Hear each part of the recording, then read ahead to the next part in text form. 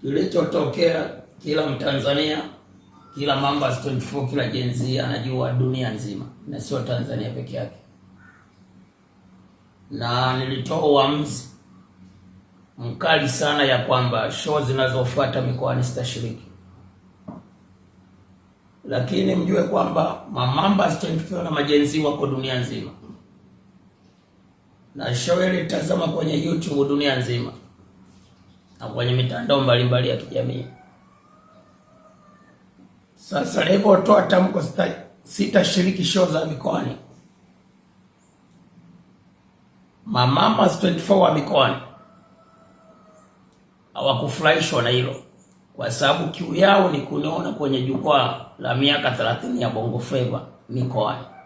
Mfano, walio Arusha wanataka kunishuhudia jukwani, walio Mwanza, walio wapi, ni hivyo.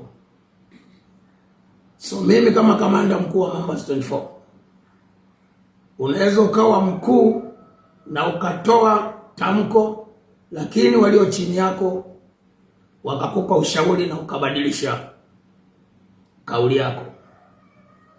Kwa demand ya Mambas 24 wote duniani, iwe Ulaya, Asia, wapi, kwa sababu wanafuatilia kwenye YouTube, walisema tunataka tukuone kama kamanda wetu mkuu kwenye jukwaa la miaka 30 ya Bongo Flava. Kama mimi mkuu wa jeshi, siwezi kuwa na nguvu bila jeshi. Kwa hiyo nakubaliana na nyinyi Mambas 24, nitashiriki miaka 30 ya Bongo Flava mikoani. Kwa hiyo kama nimetamka hivyo, sasa hili tunawachia waandaaji, na kasoro iliyojitokeza tufunike kombe, mwanaalamu apite. This is Mambas 24. You better watch your back.